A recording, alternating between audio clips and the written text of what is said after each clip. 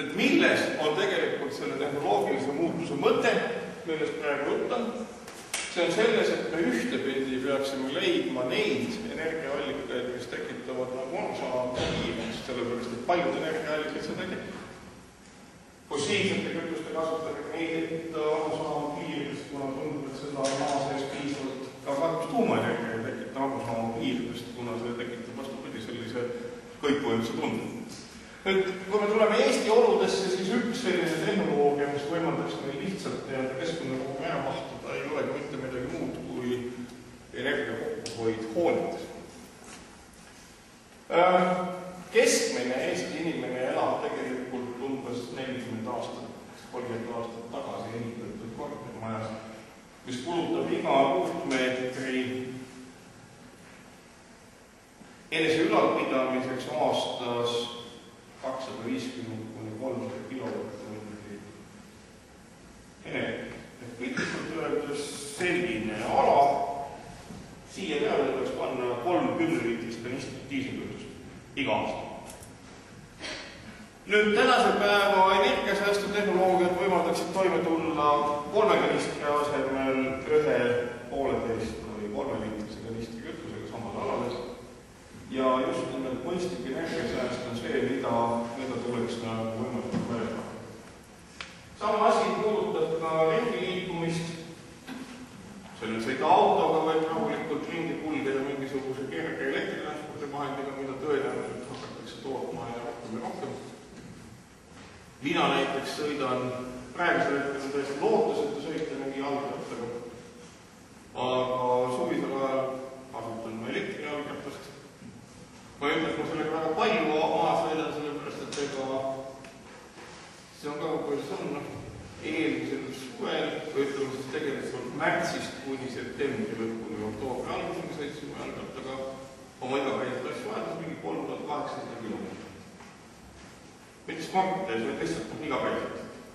Ja see on selline elektrimootori jalgratas, mis võimaldabki siis ütleme nii enam-vähem mitte higisena ülikonnus jõuda ka nendele kohtumistele, kas inimesed tavaliselt mitte higisena. Nii et see ongi peamine küsimus, millisel moel üles ehitada tehnoloogilisi muutusi, millisel moel valida heade ja halbade tehnoloogiate vahel. Ja nüüd me jõuame, palju mul aega on öeldud? Minutit? 5 minutit. On tunni lõpuni teile.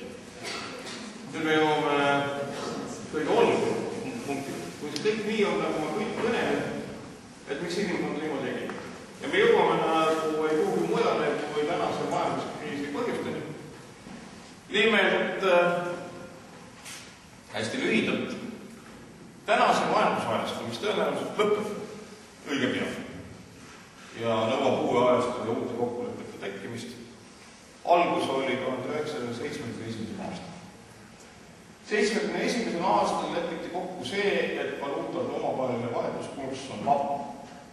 Ja valuutad on turul vabalt kaubel. Seda enne olnud. See oli maailma ajaloos esimest korda. Saksa marka sai vahetada piiramatult naela vastu, naela dollari vastu ja nii. Muutus, mis majanduses tekkis või rahanduses tekkis, oli märkimisväärne, kuna esimest korda tekkis maailma ajaloos olukord, kus praktiliselt igaüks võis võtta laenu. Küll mitte nii palju, kui ta tahtis, aga krediitkaardid, kus oli tolleks hetkeks olemas olnud umbes 20 aastat, muutunud massilaks.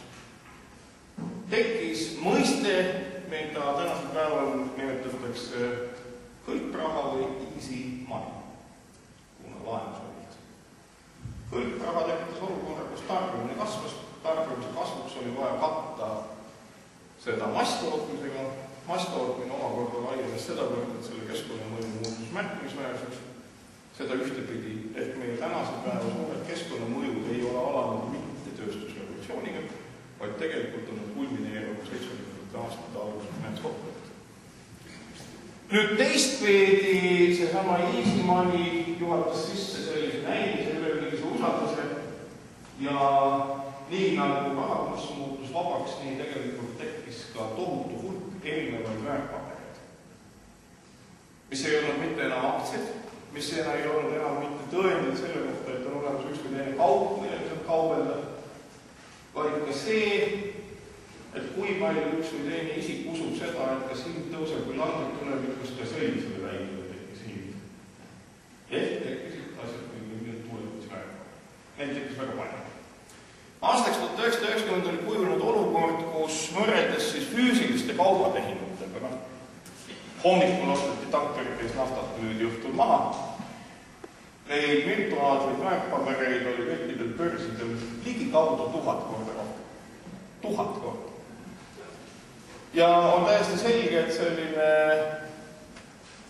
väljamõeldud maailm kaotas igasuguse sideme füüsilise maailma. Jah?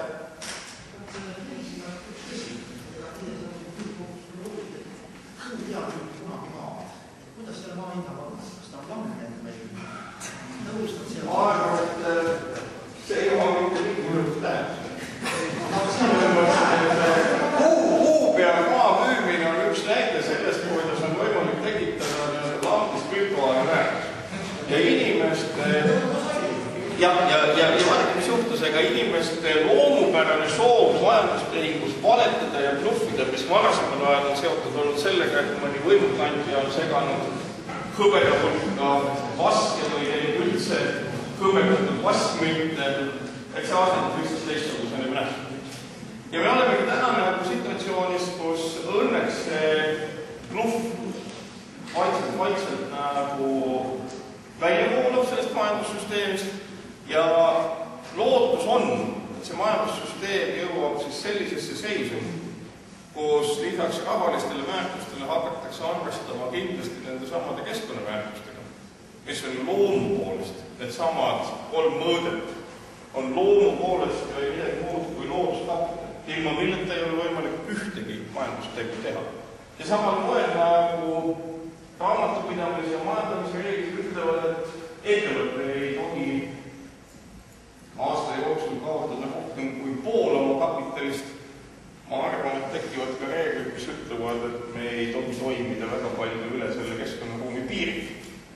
Ja kes toimivad, moel nagu majanduses toimib pankrotimenetlus, hakkab tõenäoliselt kunagi toimima ökoloogilise pankrotimenetlus ehk ettevõtete lõpetamine, millised söövad ära meie kõigi mulla veejõud. Nii et see inimese ja keskkonna suhe on saanud pisikese selgemaks. Väga selgeks on saanud see, et majanduskokkulepped ja rahanduskokkulepped tegelikult mõjutavad üliväga ja peamiselt seda, milline on inimese käitumine siis selle sama geoloogilise olendina ehk maailma muutva olendina ja mida rohkem me suudame riikide ja tervete riigirühmade tasemel või maailma osade tasemel näidata muudele kultuuridele eeskuju, et tehnoloogia muutustel on võimalik tagada oma komfort ja samas mitte häirida neid looduslikke tasakaale. Seda mugavam ja tegelikult pikem tulevik meid ees ootab. Ja mul rohkem ei olegi teile midagi rääkida, kui et teil on võimalik küsimusi.